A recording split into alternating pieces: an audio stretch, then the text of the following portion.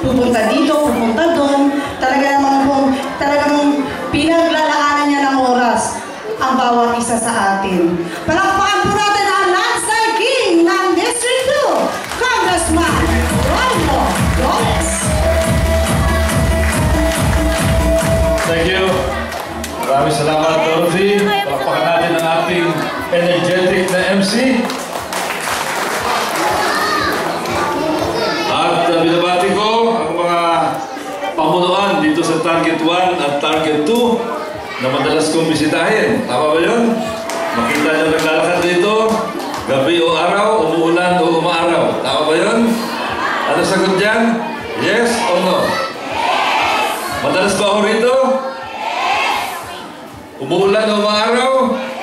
Yun. At saka, ang bayan dito, madalas ang iba sa inyo, nakakasabay ko sa tropical.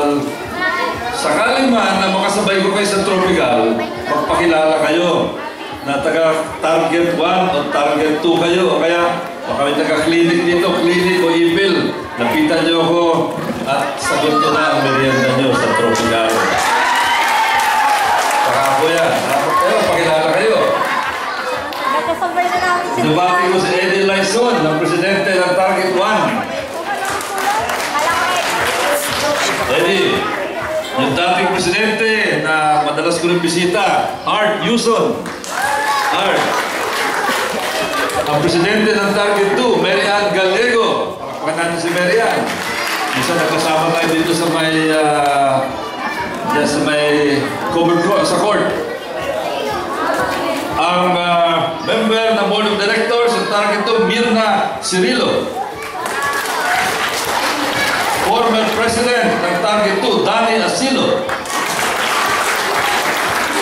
Coordinator ng Sampaloc 2, Sonia Moado.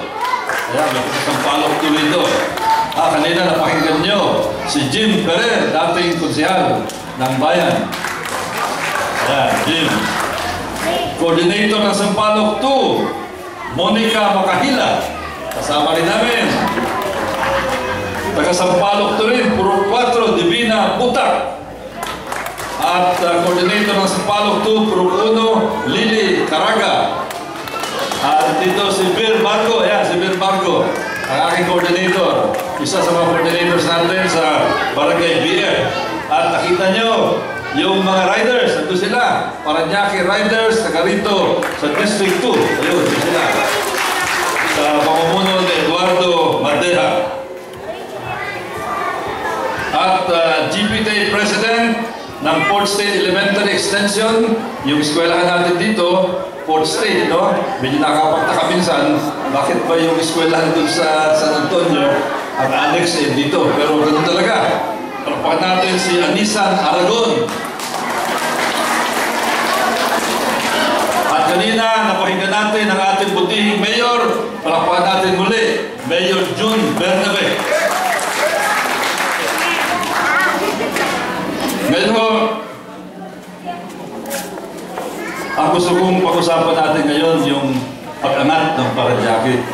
The rise of Parañaque.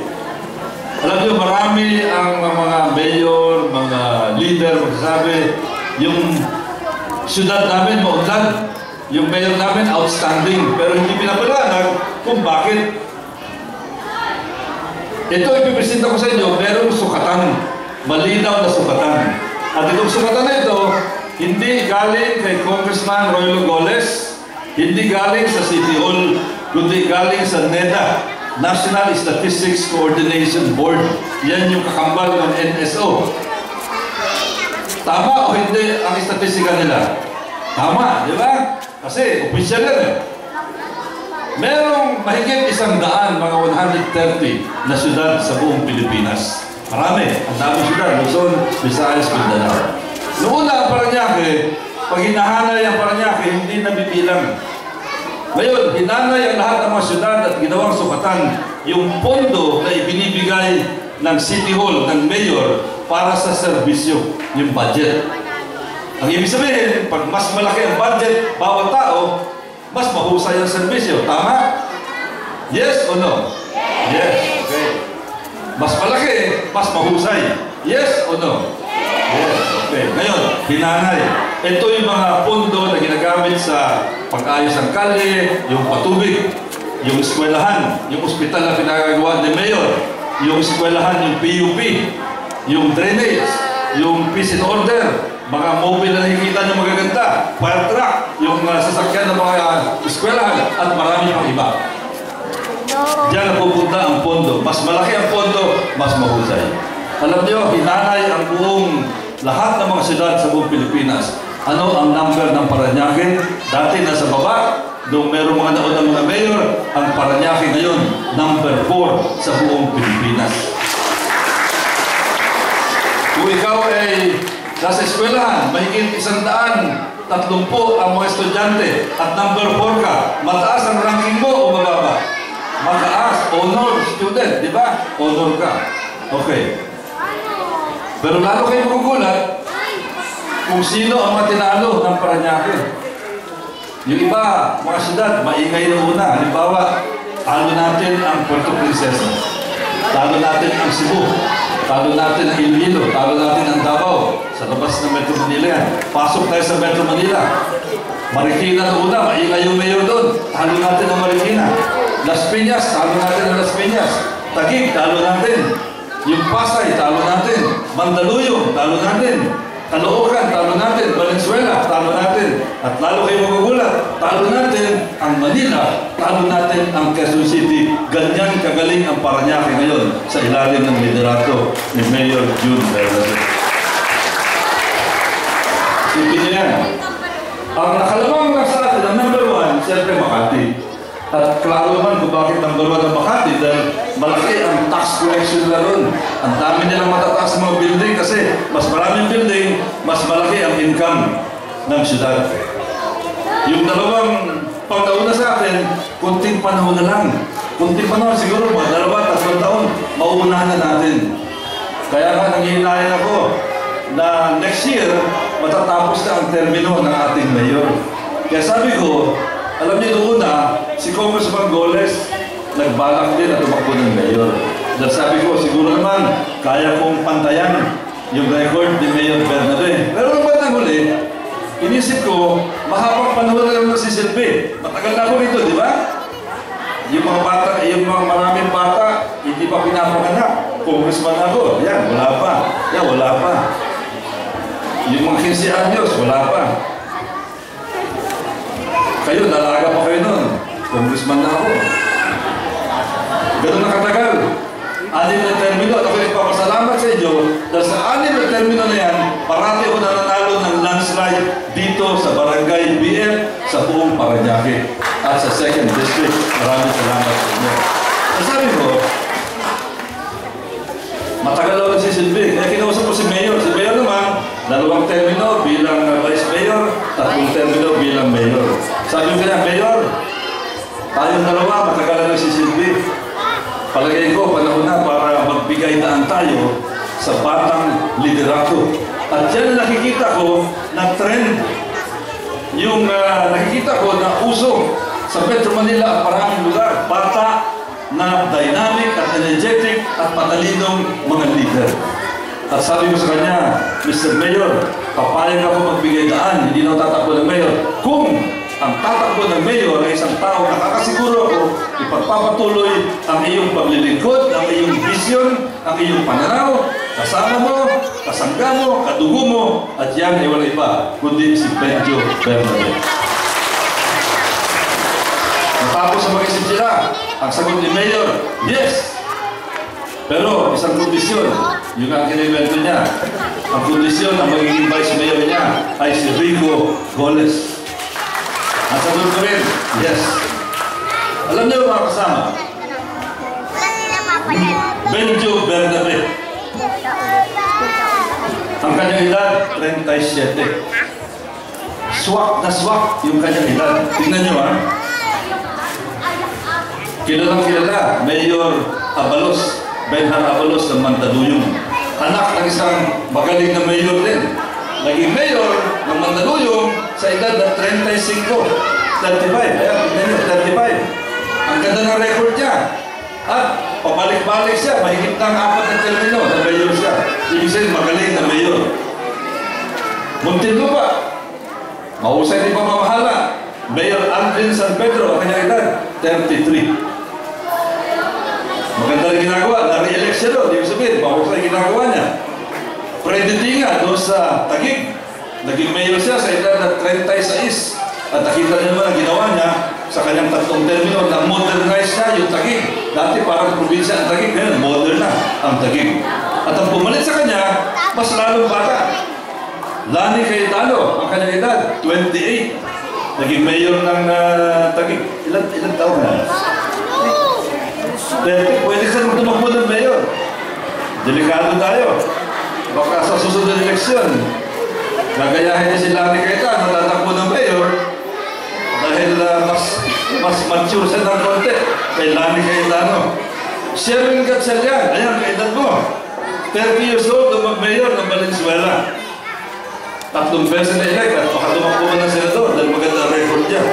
Sa Pasig naman, ito, anak din ng mayor.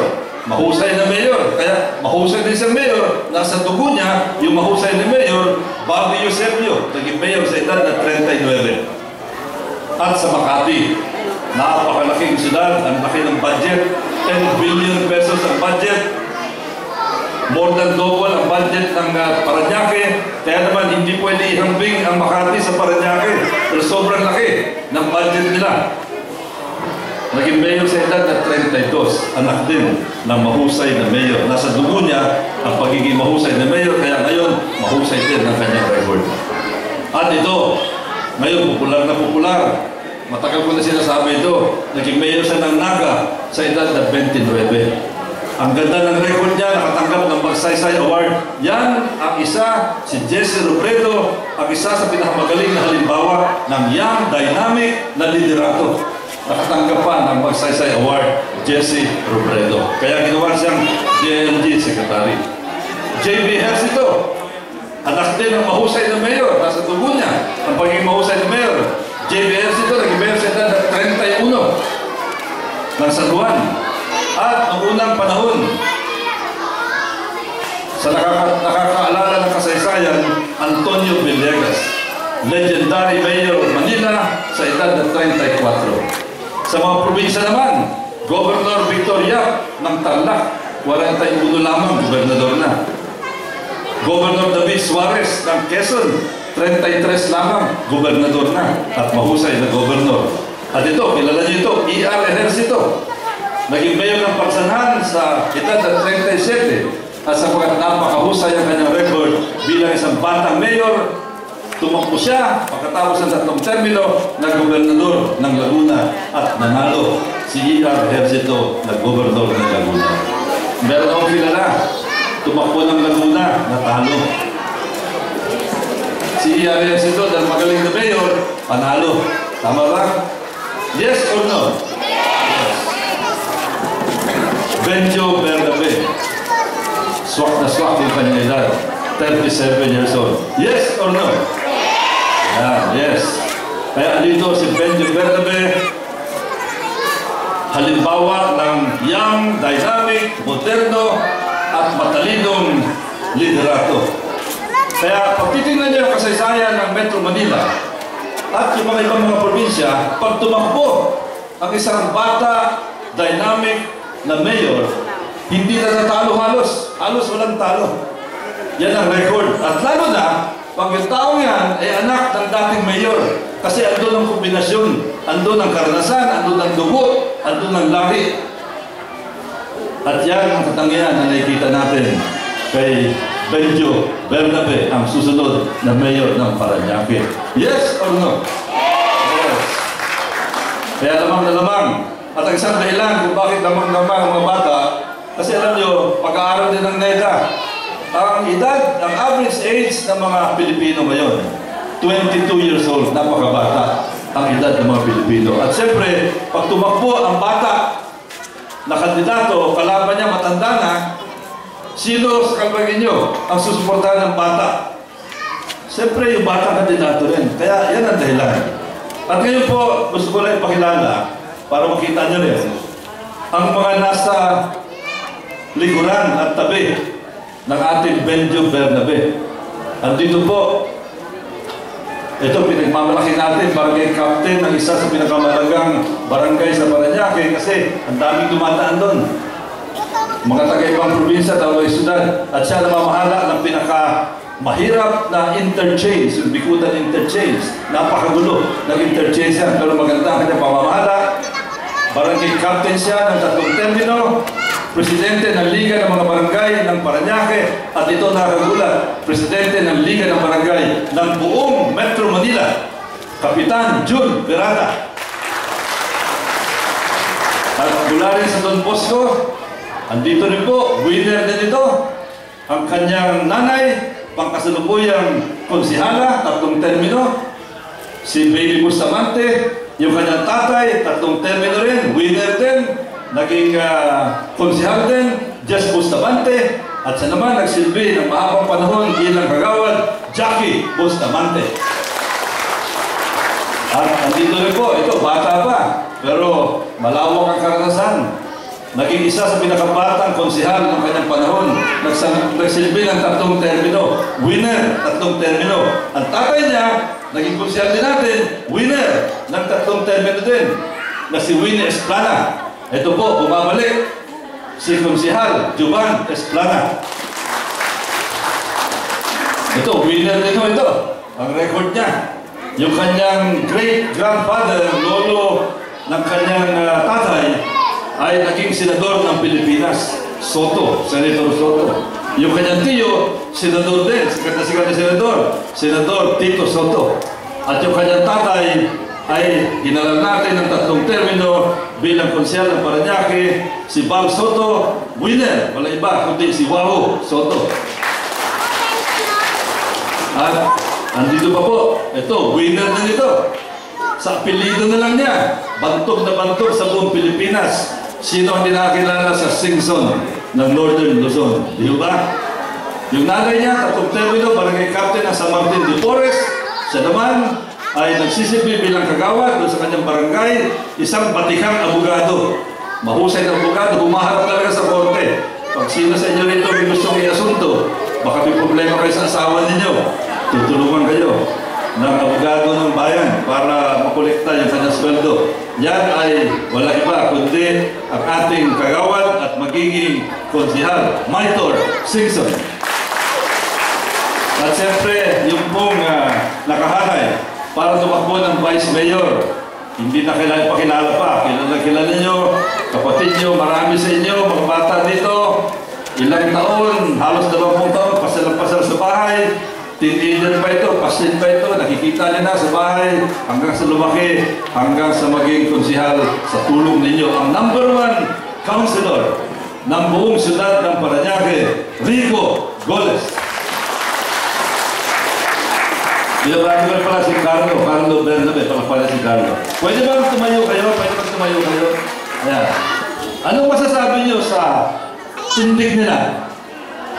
Ha? Puro guwapo. Guwapo? Yes or no? Ayan, tingnan nyo. Yung kapila, ano yung tsura nila? Ibali na, sige. Palakpakan natin muli. Isa pa bang bagay na dapat malaman natin? Kasama pa rin pala namin ang barangay captain ng barangay San Antonio. Yung kabila, kapitbahay natin, ang kahiwala natin sa sukat.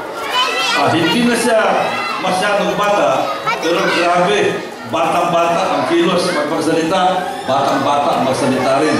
At yan wala iba, kundi ang outstanding barangay captain ng San Antonio, Paul Casale. Palakpakan natin kung wala sa ito. Ang ating magiging mayor, ito, tingnan natin, no?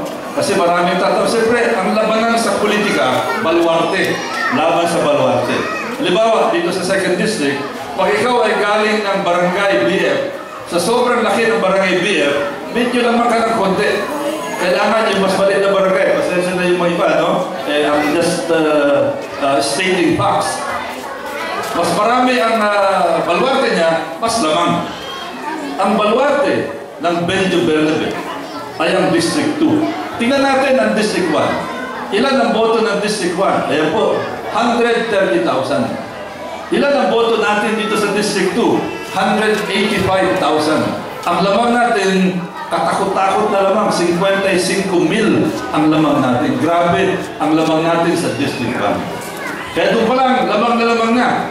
Lalo na, pag-isipin nyo, yung Bernabe at Goles, dito sa nakaraang tatlong eleksyon, 2004, 2007, at 2010, parating panalo ang Bernabe Goles dito sa 2nd District at parating na nanalo ng landslide. Kaya lamang na lamang pagdating sa Baluarte. Lalo na, pag kasama, biro nyo ba, nalagdag pang ibang mga Baluarte dito. Meron magsasabi, paano po ito sa District 1? Kasi nung isang eleksyon, medyo nalamangan ang mga Bernabe sa District 1. Tama yan, totoo yan. Pero sino ang nanguna doon sa kampanya sa District 1? Walang iba, kundi ang isang batikang dating kongresista, 3 termino. Siyempre, mabigat din yun.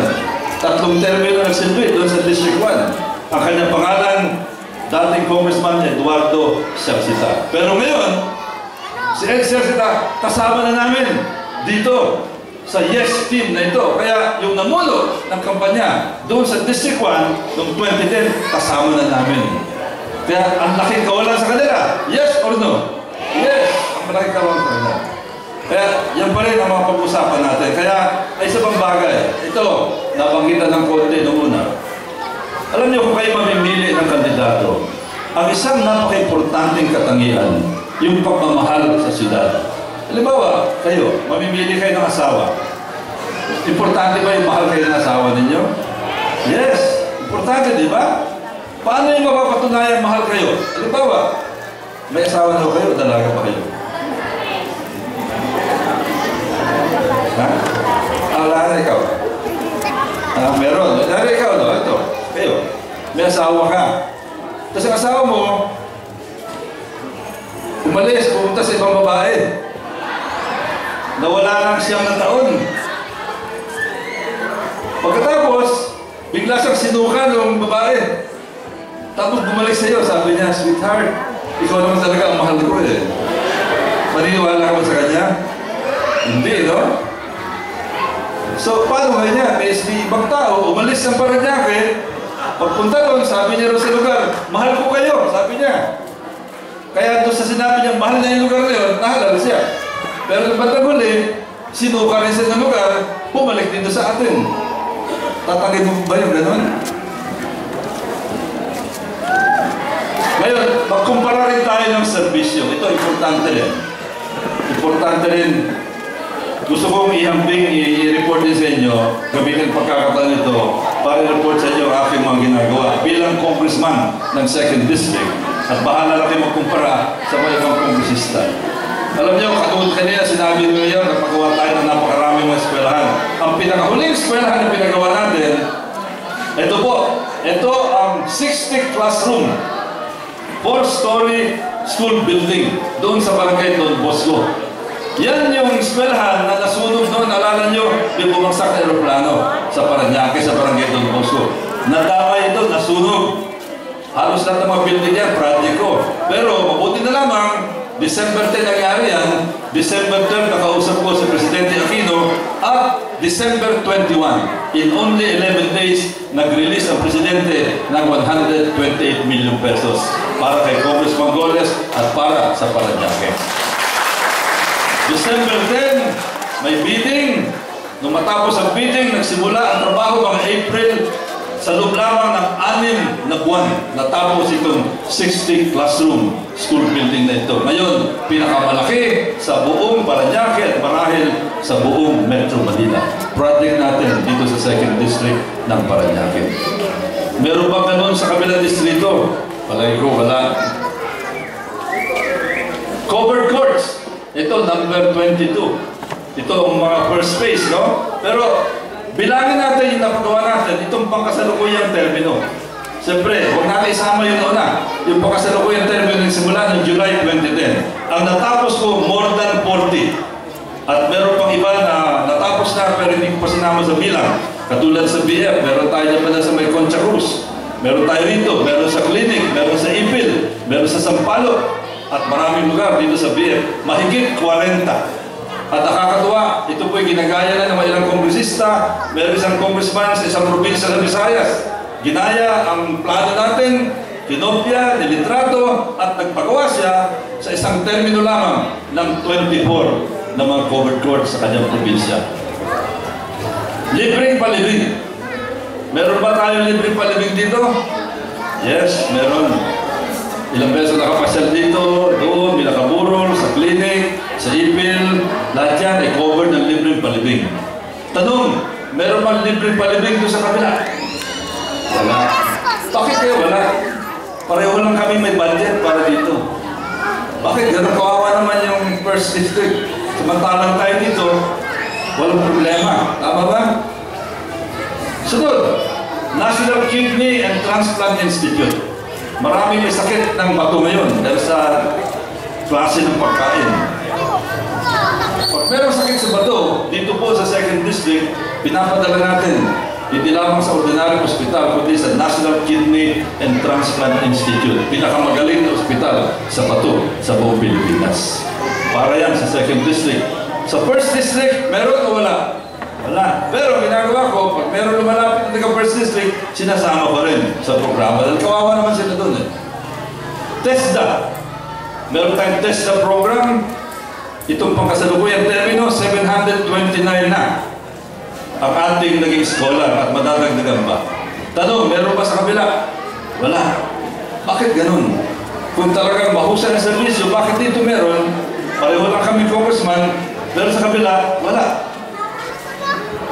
Scholars, meron tayo 1,355 CHED scholars. Ang iba sa inyo ay kasama dito. At itong desilting and repropping projects, ito, malawakan ito. Ang isa sa mga major na proyekto natin, yung diyan sa may harap ng Port State. Di ba kayo nagdadaan dyan sa may Port State? Noong una, konting ulan, ano nangyayari dyan? Bumabaha. Bumaha, umulan, walang tigil. Nung habagat, meron bang baha dyan sa Port State? Wala na. Matapos ang project na ito na pinatupad namin in coordination with Mayor June Bernabe. Kaya wala tayo. Pero meron bang baha? Kaya walang baha sa sukat sa loob ng 2nd District ng Parañaque. Meron bang baha sa sukat sa kabilang distrito? May nabalita ba kayong baha? Ha? Saan? Ito po ang mga litrato. Ayan. Meron din tayong PGH program, tuloy-tuloy yan. Marami sa inyo, nakikinamang dyan, walang tigil ho yan. And of course, gusto ko lang ibalik yung sinabi ko kanina. Ang panahon ngayon ay panahon ng mga batang leader. Yan ang hinihingi ng panahon ngayon. Tingnan nyo ang politiko, tingnan nyo ang Metro Manila, tingnan nyo ang mga pinakamatagumpay at pinaka-progresibo ng mga syudad sa Metro Manila. Lahat halos dyan ay pinamumunuan ng batang leader na katulad ni Benjo Bernabe. Kaya palapakan natin si Benjo at sana po ay hindi matapos ang ating pangarap na magpatuloy yung pag-unlad ng Parañaque katulad ng pag-unlad na ginawa ng ating mayor at yan ay magkakaroon lamang ng katuparan.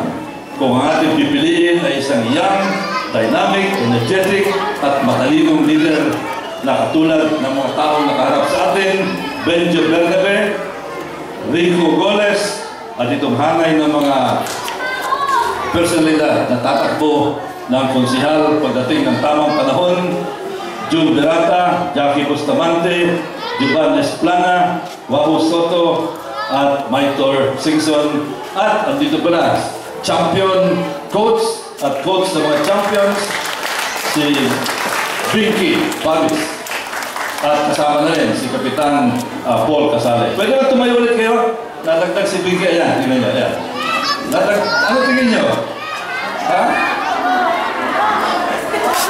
Gwapo o hindi gwapo? Tingnan nyo naman, puro mga winners yan. Ano pang hahanapin ninyo? Tama? Okay, maraming salamat. Magandang hapon sa inyo lahat.